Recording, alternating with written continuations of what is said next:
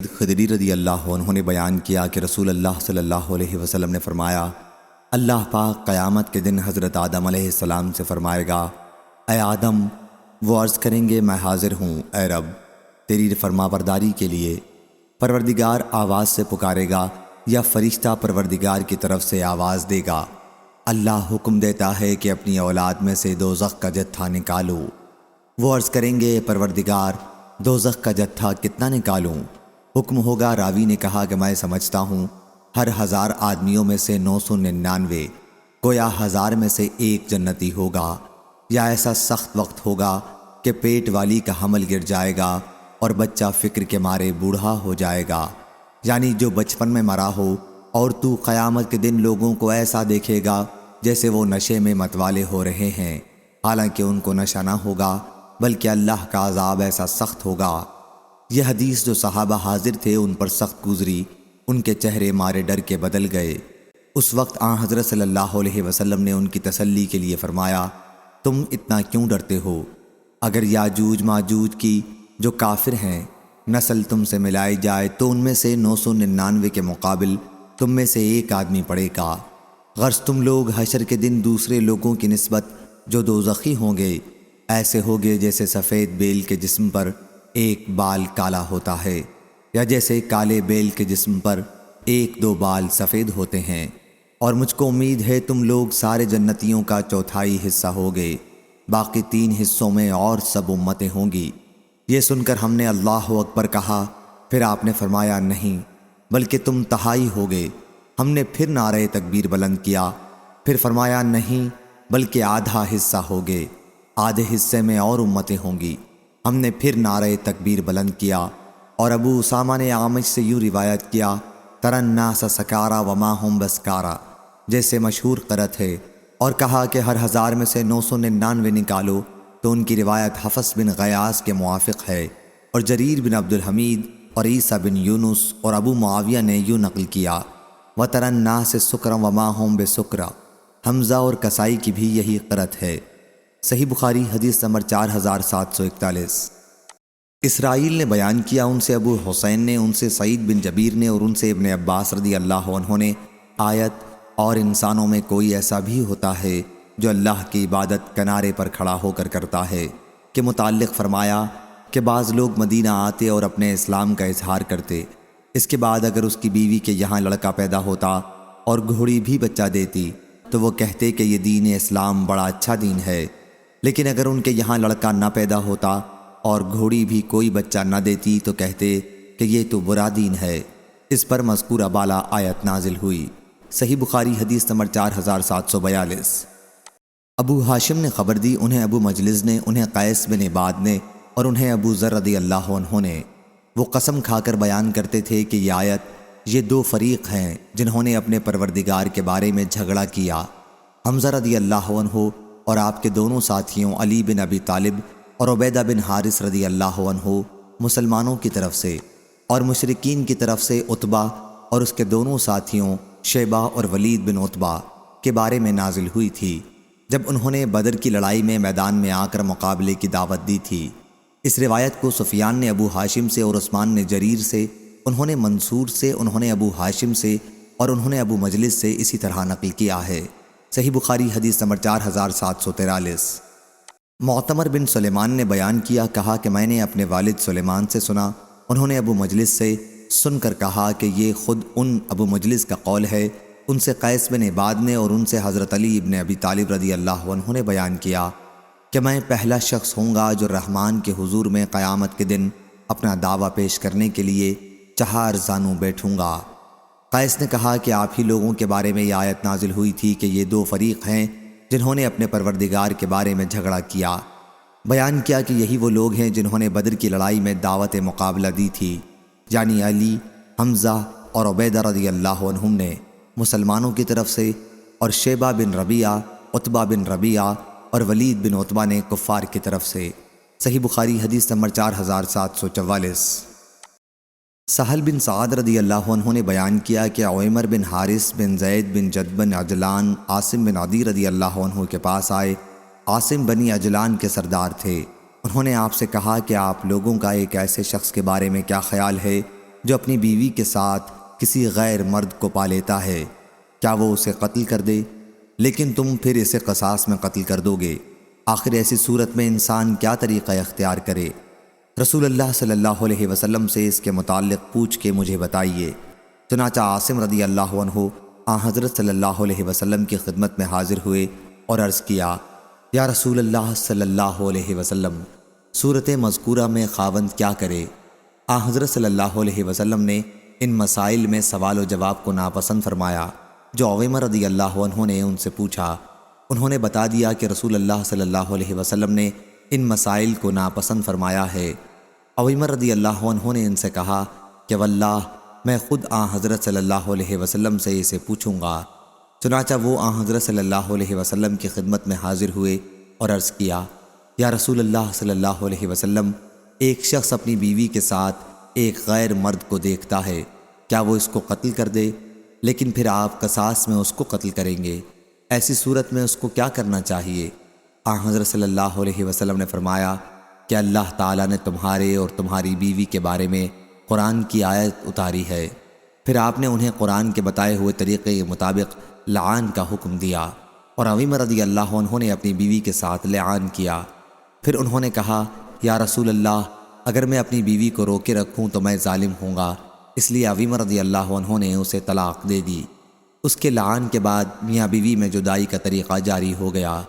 حضرت صلی اللہ علیہ وسلم نے پھر فرمایا کہ دیکھتے رہو، اگر اس عورت کے کالا، بہت کالی پتلیوں والا، بھاری سرین اور بھری ہوئی پنڈلیوں والا بچہ پیدا ہو تو میرا خیال ہے کہ عویمہ رضی اللہ عنہ نے الزام غلط نہیں لگایا ہے، لیکن اگر سرخ سرخ گرگٹ جیسا پیدا ہو تو میرا خیال ہے کہ عویمہ رضی اللہ عنہ نے غلط الزام لگایا ہے۔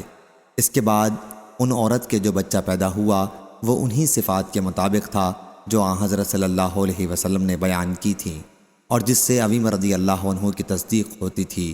چنانچہ اس لڑکے کا نسب اس کی ماں کی طرف رکھا گیا۔ صحیح بخاری حدیث نمبر 4745۔ ابو ربیع سلیمان بن داؤد نے بیان کیا، کہا ہم سے فلیح نے، ان سے زہری نے، ان سے سہل بن سعد نے کہ ایک صاحب یعنی عویمہ رضی اللہ عنہ رسول اللہ صلی اللہ علیہ وسلم کی خدمت میں حاضر ہوئے اور عرض کیا، یا رسول اللہ صلی اللہ علیہ وسلم، ایسے شخص کے متعلق آپ کا کیا ارشاد ہے جس نے اپنی بیوی کے ساتھ ایک غیر مرد کو دیکھا ہو، کیا وہ اسے قتل کر دے؟ لیکن پھر آپ قصاص میں قاتل کو قتل کر دیں گے، پھر اسے کیا کرنا چاہیے؟ انہی کے متعلق اللہ تعالیٰ نے 2 آیات نازل کیں جن میں لعان کا ذکر ہے۔ چنانچہ حضرت صلی اللہ علیہ وسلم نے ان سے فرمایا کہ تمہارے اور تمہاری بیوی کے بارے میں فیصلہ کیا جا چکا ہے۔ راوی نے بیان کیا کہ پھر دونوں میاں بیوی نے لعان کیا اور میں اس وقت حضرت صلی اللہ علیہ وسلم کی خدمت میں حاضر تھا۔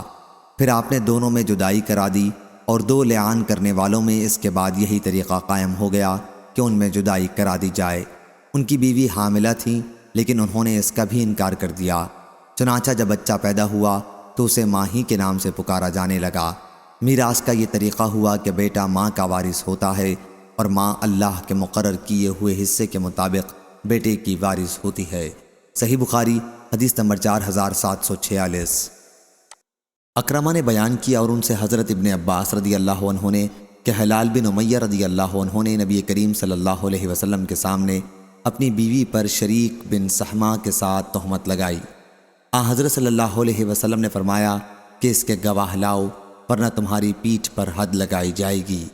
انہوں نے عرض کیا، یا رسول اللہ، ایک شخص اپنی بیوی کے ساتھ ایک غیر کو مبتلا دیکھتا ہے تو کیا وہ ایسی حالت میں گواہ تلاش کرنے جائے گا؟ لیکن حضرت یہی فرماتے رہے کہ گواہ لاؤ ورنہ تمہاری پیٹھ پر حد جاری کی جائے گی۔ اس پر ہلال رضی اللہ عنہ نے عرض کیا، اس ذات کی قسم جس نے آپ کو حق کے ساتھ نبی بنا کر بھیجا ہے، میں سچا ہوں، اور اللہ تعالیٰ خود ہی کوئی ایسی آیت نازل فرمائے گا جس کے ذریعے میرے اوپر سے حد دور ہو جائے گی۔ اتنے میں حضرت جبرائیل علیہ السلام تشریف لائے اور یہ آیت نازل ہوئی، والذین یرمون ازواجہم تا ان کان من الصادقین، جس میں ایسی صورت میں لعان کا حکم ہے۔ جب نزول وحی کا سلسلہ ختم ہوا تو حضرت صلی اللہ علیہ وسلم نے ہلال رضی اللہ عنہ کو آدمی بھیج کر بلوایا۔ وہ آئے اور آیت کے مطابق 4 مرتبہ قسم کھائی۔ حضرت صلی اللہ علیہ وسلم نے اس موقع پر فرمایا کہ اللہ خوب جانتا ہے کہ تم میں سے ایک ضرور جھوٹا ہے، تو کیا وہ توبہ کرنے پر تیار نہیں ہے؟ اس کے بعد ان کی بیوی کھڑی ہوئیں اور انہوں نے بھی قسم کھائی۔ جب وہ 5ویں پر پہنچیں اور 4 مرتبہ اپنی برت کی قسم کھانے کے بعد کہنے لگی کہ اگر میں جھوٹی ہوں تو مجھ پر اللہ کا غضب ہو، تو لوگوں نے انہیں روکنے کی کوشش کی اور کہا کہ اگر تم جھوٹی ہو تو اس سے تم پر اللہ کا عذاب ضرور نازل ہوگا۔ حضرت ابن عباس رضی اللہ عنہ نے بیان کیا کہ اس پر وہ ہچکچائیں۔ ہم نے سمجھا کہ اب وہ اپنا بیان واپس لے لیں گی، لیکن یہ کہتے ہوئے کہ زندگی بھر کے لیے میں اپنی قوم کو رسوا نہیں کروں گی، 5ویں بار قسم کھائی۔ پھر آن حضرت صلی اللہ علیہ وسلم نے فرمایا کہ دیکھنا، اگر بچہ خوب سیاہ آنکھوں والا، بھاری سرین اور بھری بھری پنڈیوں والا پیدا ہو تو پھر وہ شریک بن سہمہ ہی کا ہوگا۔ چنانچہ جب وہ پیدا ہوا تو وہ اسی شکل و صورت کا تھا۔ آن حضرت صلی اللہ علیہ وسلم نے فرمایا، اگر کتاب اللہ کا حکم نہ آ چکا ہوتا تو میں اسے رجمی سزا دیتا۔ صحیح بخاری حدیث نمبر 4747۔ قاسم بن یحییٰ نے بیان کیا، ان سے عبید اللہ نے، قاسم نے عبید اللہ سے سنا تھا اور عبید اللہ نے نافع سے، اور انہوں نے حضرت ابن عمر رضی اللہ عنہ سے کہ ایک صاحب نے اپنی بیوی پر رسول کریم صلی اللہ علیہ وسلم کے زمانے میں ایک غیر مرد کے ساتھ تہمت لگائی اور کہا کہ عورت کا حمل میرا نہیں ہے۔ چنانچہ حضرت صلی اللہ علیہ وسلم کے حکم سے دونوں میاں بیوی نے اللہ کے فرمان کے مطابق لعان کیا۔ اس کے بعد حضرت صلی اللہ علیہ وسلم نے بچے کے بارے میں فیصلہ کیا کہ وہ عورت ہی کا ہوگا اور لعان کرنے والے دونوں میاں بیوی میں جدائی کروا دی۔ صحیح بخاری حدیث نمبر 4748۔ سفیان نے بیان کیا، ان سے معمر نے، ان سے زہری نے، ان سے عروہ نے اور ان سے حضرت عائشہ رضی اللہ عنہا نے بیان کیا، والذی تولی کبرہ، یعنی اور جس نے ان میں سے سب سے بڑھ کر حصہ لیا تھا، اور مراد عبداللہ بن ابی ابن سلول منافق ہے۔ صحیح بخاری حدیث نمبر 4749۔ ابن شہاب نے بیان کیا، انہیں عروہ بن زبیر، سعید بن مسیب، علقمہ بن وقاص اور عبید اللہ بن عبداللہ بن عتبہ بن مسعود نے نبی کریم صلی اللہ علیہ وسلم کی زوجہ مطہرہ حضرت عائشہ رضی اللہ عنہا پر تہمت لگانے کا واقعہ بیان کیا، یعنی جس میں تہمت لگانے والوں نے ان کے متعلق افواہ اڑائی تھی اور پھر اللہ تعالیٰ نے ان کو اس سے بری قرار دیا تھا۔ اس تمام راویوں نے پوری حدیث کا ایک ٹکڑا بیان کیا اور ان راویوں میں سے بعض کا بیان بعض دوسرے کے بیان کی تصدیق کرتا ہے۔ یہ الگ بات ہے کہ ان میں سے بعض راوی کو بعض دوسرے کے مقابلے میں حدیث زیادہ بہتر طریقے پر محفوظ یاد تھی۔ مجھ سے یہ حدیث عروہ رضی اللہ عنہ نے حضرت عائشہ رضی اللہ عنہا سے اس طرح بیان کی کہ نبی کریم صلی اللہ علیہ وسلم کے زوجہ مطہرہ حضرت عائشہ رضی اللہ عنہا نے کہا کہ جب حضرت صلی اللہ علیہ وسلم سفر کا ارادہ کرتے تو اپنی بیویوں میں سے کسی کو اپنے ساتھ لے جانے کے لیے قرعہ ڈالتے، جن کا نام نکل جاتا انہیں اپنے ساتھ لے جاتے۔ انہوں نے بیان کیا کہ ایک غزوے کے موقع پر اسی طرح آپ نے قرعہ ڈالا اور میرا نام نکلا، میں آپ کے ساتھ روانہ ہوئی۔ یہ واقعہ پردے کے حکم نازل ہونے کے بعد کا ہے۔ مجھے ہودج سمیت اونٹ پر چڑھا دیا جاتا اور اسی طرح اتار لیا جاتا تھا۔ یوں ہمارا سفر جاری رہا۔ پھر جب آپ اس غزوے سے فارغ ہو کر واپس لوٹے اور ہم مدینے کے قریب پہنچ گئے تو ایک رات جب کوچ کا حکم ہوا تو میں قضائے حاجت کے لیے پڑاؤ سے کچھ دور گئی اور قضائے حاجت کے بعد اپنے کجاوے کے پاس واپس آ گئی۔ اس وقت مجھے خیال ہوا کہ میرا ظفار کے نگینوں کا بنا ہوا ہار کہیں راستے میں گر گیا ہے۔ میں اسے ڈھونڈنے لگی اور اس میں اتنا محو ہو گئی کہ کوچ کا خیال ہی نہ رہا۔ اتنے میں جو لوگ میرے ہودج کو سوار کیا کرتے تھے آئے اور میرے ہودج کو اٹھا کر اس اونٹ پر رکھ دیا جو میری سواری کے لیے تھا۔ انہوں نے یہی سمجھا کہ میں اس میں بیٹھی ہوئی ہوں۔ ان دنوں عورتیں بہت ہلکی پھلکی ہوتی تھیں، گوشت سے ان کا جسم بھاری نہیں ہوتا تھا کیونکہ کھانے پینے کو بہت کم ملتا تھا۔ یہی وجہ تھی کہ جب لوگوں نے ہودج کو اٹھایا تو اس کے ہلکے پن میں انہیں کوئی اجنبیت نہیں محسوس ہوئی۔ میں یوں بھی اس وقت کم عمر لڑکی تھی، چنانچہ ان لوگوں نے اس اونٹ کو اٹھایا اور چل پڑے۔ مجھے ہار اس وقت ملا جب لشکر گزر چکا تھا۔ میں جب پڑاؤ پر پہنچی تو وہاں نہ کوئی پکارنے والا تھا اور نہ کوئی جواب دینے والا۔ میں وہاں جا کر بیٹھ گئی جہاں پہلے بیٹھی ہوئی تھی۔ مجھے یقین تھا کہ جلدی ہی انہیں میرے نہ ہونے کا علم ہو جائے گا اور پھر وہ مجھے تلاش کرنے کے لیے یہاں آئیں گے۔ میں اپنی اسی جگہ پر بیٹھی ہوئی تھی کہ میری آنکھ لگ گئی اور میں سو گئی۔ صفوان بن معطل رضی اللہ عنہ سلمی ثم ذکوانی لشکر کے پیچھے آ رہے تھے تاکہ اگر لشکر والوں سے کوئی چیز چھوٹ جائے تو اسے اٹھا لیں۔ سفر میں یہ دستور تھا رات کا آخری حصہ تھا۔ جب میرے مقام پر پہنچے تو صبح ہو چکی تھی۔ انہوں نے دور سے ایک انسانی سایہ دیکھا کہ پڑا ہوا ہے۔ وہ میرے قریب آئے اور مجھے دیکھتے ہی پہچان گئے۔ پردے کے حکم سے پہلے انہوں نے مجھے دیکھا تھا۔ جب وہ مجھے پہچان گئے تو انا للہ پڑھنے لگے۔ میں ان کی آواز پر جاگ گئی اور چہرہ چادر سے چھپا لیا۔ اللہ کی قسم اس کے بعد انہوں نے مجھ سے ایک لفظ بھی نہیں کہا، اور نہ میں نے انا للہ و انا الیہ راجعون کے سوا ان کی زبان سے کوئی کلمہ سنا۔ اس کے بعد انہوں نے اپنا اونٹ بٹھا دیا اور میں اس پر سوار ہو گئی۔ وہ خود پیدل اونٹ کو آگے سے کھینچتے ہوئے لے چلے۔ ہم لشکر سے اس وقت ملے جب وہ بھری دوپہر میں دھوپ سے بچنے کے لیے پڑاؤ کیے ہوئے تھے۔ اس کے بعد جسے ہلاک ہونا تھا وہ ہلاک ہوا۔ اس تہمت میں پیش پیش عبداللہ بن ابی بن سلول منافق تھا۔ مدینہ پہنچ کر میں بیمار پڑ گئی اور 1 مہینے تک بیمار رہی۔ اس عرصے میں لوگوں میں تہمت لگانے والوں کی باتوں کا برابر چرچا رہا، لیکن مجھے ان باتوں کا کوئی احساس بھی نہیں تھا۔ صرف ایک معاملے سے مجھے شبہ سا ہوتا تھا کہ میں اپنی بیماری میں رسول کریم صلی اللہ علیہ وسلم کی طرف سے لطف و محبت کا اظہار نہیں دیکھتی تھی، جو پہلی بیماریوں کے دنوں میں دیکھ چکی تھی۔ حضرت صلی اللہ علیہ وسلم اندر تشریف لاتے اور سلام کر کے صرف اتنا پوچھ لیتے کہ کیا حال ہے، اور پھر واپس چلے جاتے۔ حضرت صلی اللہ علیہ وسلم کے اسی طرز عمل سے مجھے شبہ ہوتا تھا، لیکن صورتحال کا مجھے کوئی احساس نہیں تھا۔ ایک دن جب بیماری سے کچھ افاقہ تھا، کمزوری باقی تھی، تو میں باہر نکلی۔ میرے ساتھ مستح رضی اللہ عنہا بھی تھیں۔ ہم مناصی کی طرف گئے۔ قضاء حاجت کے لیے ہم وہیں جایا کرتے تھے، اور قضاء حاجت کے لیے ہم صرف رات ہی کو جایا کرتے تھے۔ یہ اس سے پہلے کی بات ہے جب ہمارے گھروں کے قریب پاخانے نہیں بنے تھے۔ اس وقت تک ہم قدیم عرب کے دستور کے مطابق قضاء حاجت آبادی سے دور جا کر کیا کرتے تھے۔ اس سے ہمیں بدبو سے تکلیف ہوتی تھی کہ بیت الخلاء ہمارے گھر کے قریب بنا دیے جائیں۔ خیر، میں اور مستح قضاء حاجت کے لیے روانہ ہوئیں۔ وہ ابھی رحم بن عبد مناف کی بیٹی تھیں، اور ان کی والدہ رانتہ نامی صخر بن عامر کی بیٹی تھیں۔ اس طرح وہ حضرت ابو بکر رضی اللہ عنہ کی خالہ ہوتی تھیں۔ ان کے لڑکے مستح بن اثاثہ ہیں۔ قضاء حاجت کے بعد جب ہم گھر واپس آنے لگے تو مستح کی ماں کا پاؤں انہی کی چادر میں الجھ کر پھسل گیا۔ اس پر ان کی زبان سے نکلا، مستح برباد ہو۔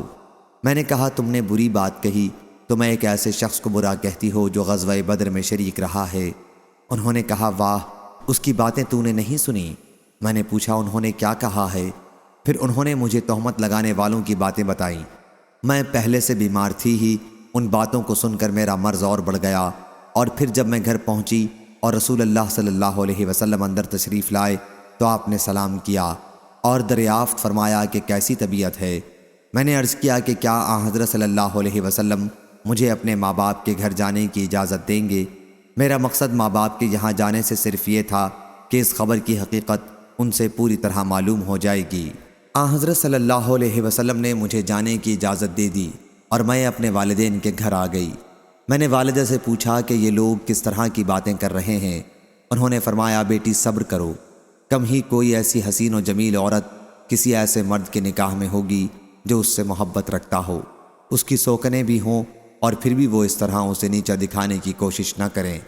بیان کیا کہ اس پر میں نے کہا، سبحان اللہ، کیا اس طرح کا چرچا لوگوں نے بھی کر دیا؟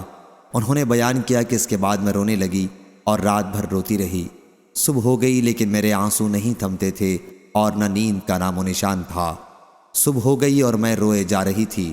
اسی عرصے میں حضرت صلی اللہ علیہ وسلم نے علی بن ابی طالب اور اسامہ بن زید رضی اللہ عنہم کو بلایا، کیونکہ اس معاملے میں آپ پر کوئی وحی نازل نہیں ہوئی تھی۔ آپ ان سے میرے چھوڑ دینے کے لیے مشورہ لینا چاہتے تھے، کیونکہ وحی اترنے میں دیر ہو گئی تھی۔ حضرت عائشہ رضی اللہ عنہا کہتی ہیں کہ اسامہ بن زید رضی اللہ عنہ نے حضور صلی اللہ علیہ وسلم کو اسی کے مطابق مشورہ دیا جس کا انہیں علم تھا کہ آپ کی اہلیہ یعنی خود عائشہ صدیقہ اس تہمت سے بری ہیں۔ اس کے علاوہ وہ یہ بھی جانتے تھے کہ حضرت صلی اللہ علیہ وسلم کو ان سے کتنا تعلق خاطر ہے۔ انہوں نے عرض کیا کہ یا رسول اللہ، آپ کی بیوی کے بارے میں خیر و بھلائی کے سوا اور ہمیں کسی چیز کا علم نہیں۔ اور حضرت علی رضی اللہ عنہ نے عرض کیا کہ یا رسول اللہ، اللہ تعالیٰ نے آپ پر کوئی تنگی نہیں کی ہے، عورتیں ان کے سوا اور بھی بہت ہیں، ان کی باندی بریرہ رضی اللہ عنہا سے بھی آپ اس معاملے میں دریافت فرما لیں۔ حضرت عائشہ رضی اللہ عنہا نے بیان کیا کہ پھر حضرت صلی اللہ علیہ وسلم نے بریرہ رضی اللہ عنہا کو بلایا اور دریافت فرمایا، بریرہ رضی اللہ عنہا، کیا تم نے کوئی ایسی چیز دیکھی ہے جس سے تجھ کو شبہ گزرا ہو؟ انہوں نے عرض کیا، نہیں حضور صلی اللہ علیہ وسلم، اس ذات کی قسم جس نے آپ کو حق کے ساتھ بھیجا ہے، میں نے ان میں کوئی ایسی بات نہیں پائی جس پر میں عیب لگا سکوں۔ ایک بات ضرور ہے کہ وہ کم عمر لڑکی ہیں، آٹا گوندھنے میں بھی سو جاتی ہیں، اور اتنے میں کوئی بکری یا پرندہ وغیرہ وہاں پہنچ جاتا ہے اور ان کا گندھا ہوا آٹا کھا جاتا ہے۔ اس کے بعد رسول اللہ صلی اللہ علیہ وسلم کھڑے ہوئے اور اس دن آپ نے عبداللہ بن ابی ابن سلول کی شکایت کی۔ بیان کیا کہ آن حضرت صلی اللہ علیہ وسلم نے ممبر پر کھڑے ہو کر فرمایا، اے مسلمانوں، ایک ایسے شخص کے بارے میں کون میری مدد کرتا ہے جس کی اذیت رسانی اب میرے گھر تک پہنچ گئی ہے؟ اللہ کی قسم کہ میں اپنی بیوی کو نیک پاک دامن ہونے کے سوا کچھ نہیں جانتا، اور یہ لوگ جس مرد کا نام لے رہے ہیں ان کے بارے میں بھی خیر کے سوا میں اور کچھ نہیں جانتا۔ وہ جب بھی میرے گھر میں گئے تو میرے ساتھ ہی گئے ہیں۔ اس پر سعد بن معاذ انصاری رضی اللہ عنہ اٹھے اور کہا کہ یا رسول اللہ، میں آپ کی مدد کروں گا، اور اگر وہ شخص قبیلہ اوس سے تعلق رکھتا ہے تو میں اس کی گردن اڑا دوں گا، اور اگر وہ ہمارے بھائیوں یعنی خزرج میں کا کوئی آدمی ہے تو آپ ہمیں حکم دیں، تعمیل میں کوتاہی نہیں ہوگی۔ راوی نے بیان کیا کہ اس کے بعد سعد بن عبادہ رضی اللہ عنہ کھڑے ہوئے۔ وہ قبیلہ خزرج کے سردار تھے۔ اس سے پہلے وہ مرد صالح تھے، لیکن آج ان پر قومی حمیت غالب آ گئی تھی۔ عبداللہ بن ابی ابن سلول منافق انہی کے قبیلے سے تعلق رکھتا تھا۔ انہوں نے اٹھ کر سعد بن معاذ رضی اللہ عنہ سے کہا، اللہ کی قسم تم نے جھوٹ کہا ہے، تم اسے قتل نہیں کر سکتے، تم میں اس کے قتل کی طاقت نہیں ہے۔ پھر اسید بن حضیر رضی اللہ عنہ کھڑے ہوئے۔ وہ سعد بن معاذ رضی اللہ عنہ کے چچیرے بھائی تھے۔ انہوں نے سعد بن عبادہ رضی اللہ عنہ سے کہا کہ خدا کی قسم تم جھوٹ بولتے ہو، ہم اسے ضرور قتل کریں گے۔ کیا تم منافق ہو گئے ہو کہ منافقوں کی طرفداری میں لڑتے ہو؟ اتنے میں دونوں قبیلے اوس و خزرج اٹھ کھڑے ہوئے اور نوبت آپس ہی میں لڑنے تک پہنچ گئی۔ رسول اللہ صلی اللہ علیہ وسلم ممبر پر کھڑے تھے۔ آپ صلی اللہ علیہ وسلم لوگوں کو خاموش کرنے لگے۔ آخر سب لوگ چپ ہو گئے اور آن حضرت صلی اللہ علیہ وسلم بھی خاموش ہو گئے۔ حضرت عائشہ رضی اللہ عنہا نے بیان کیا کہ اس دن بھی میں برابر روتی رہی، نہ آنسو تھمتا تھا اور نہ نیند آتی تھی۔ حضرت عائشہ رضی اللہ عنہا نے بیان کیا کہ جب دوسری صبح ہوئی تو میرے والدین میرے پاس ہی موجود تھے۔ 2 راتیں اور 1 دن مجھے مسلسل روتے ہوئے گزر گیا تھا۔ اس عرصے میں نہ مجھے نیند آتی تھی اور نہ آنسو تھمتے تھے۔ والدین سوچنے لگے کہ کہیں روتے روتے میرا دل نہ پھٹ جائے۔ انہوں نے بیان کیا کہ ابھی وہ اسی طرح میرے پاس بیٹھے ہوئے تھے اور میں روئے جا رہی تھی کہ قبیلہ انصار کی ایک خاتون نے اندر آنے کی اجازت چاہی۔ میں نے انہیں اندر آنے کی اجازت دے دی، وہ بھی میرے ساتھ بیٹھ کر رونے لگی۔ ہم اسی حال میں تھے کہ رسول کریم صلی اللہ علیہ وسلم اندر تشریف لائے اور بیٹھ گئے۔ انہوں نے کہا کہ جب سے مجھ پر تہمت لگائی گئی تھی اس وقت سے اب تک آن حضرت صلی اللہ علیہ وسلم میرے پاس نہیں بیٹھے تھے۔ آپ نے 1 مہینے تک اس معاملے میں انتظار کیا اور آپ پر اس سلسلے میں کوئی وحی نازل نہیں ہوئی۔ انہوں نے بیان کیا کہ بیٹھنے کے بعد آن حضرت صلی اللہ علیہ وسلم نے خطبہ پڑھا، پھر فرمایا، اما بعد، اے عائشہ، تمہارے بارے میں مجھے اس طرح کی خبریں پہنچی ہیں۔ اگر تم بری ہو تو اللہ تعالیٰ تمہاری برت خود کر دے گا، لیکن اگر تم سے غلطی سے کوئی گناہ ہو گیا ہے تو اللہ سے دعائے مغفرت کرو اور اس کی بارگاہ میں توبہ کرو، کیونکہ بندہ جب اپنے گناہ کا اقرار کر لیتا ہے اور پھر اللہ سے توبہ کرتا ہے تو اللہ تعالیٰ بھی اس کی توبہ قبول کر لیتا ہے۔ حضرت عائشہ رضی اللہ عنہا نے کہا کہ جب حضور اکرم صلی اللہ علیہ وسلم اپنی گفتگو ختم کر چکے تو یکبارگی میرے آنسو اس طرح خشک ہو گئے جیسے ایک قطرہ بھی باقی نہ رہا ہو۔ میں نے اپنے والد ابو بکر رضی اللہ عنہ سے کہا کہ آپ میری طرف سے رسول اللہ صلی اللہ علیہ وسلم کو جواب دیجئے۔ انہوں نے فرمایا، اللہ کی قسم میں نہیں سمجھتا کہ مجھے رسول اللہ صلی اللہ علیہ وسلم سے اس سلسلے میں کیا کہنا ہے۔ پھر میں نے اپنی والدہ سے کہا کہ آن حضرت صلی اللہ علیہ وسلم کی باتوں کا میری طرف سے آپ جواب دیں۔ انہوں نے بھی یہی کہا کہ اللہ کی قسم مجھے نہیں معلوم کہ میں آپ سے کیا عرض کروں۔ حضرت عائشہ رضی اللہ عنہا نے بیان کیا کہ پھر میں خود ہی بولی، میں اس وقت نوعمر لڑکی تھی، میں نے بہت زیادہ قرآن بھی نہیں پڑھا تھا۔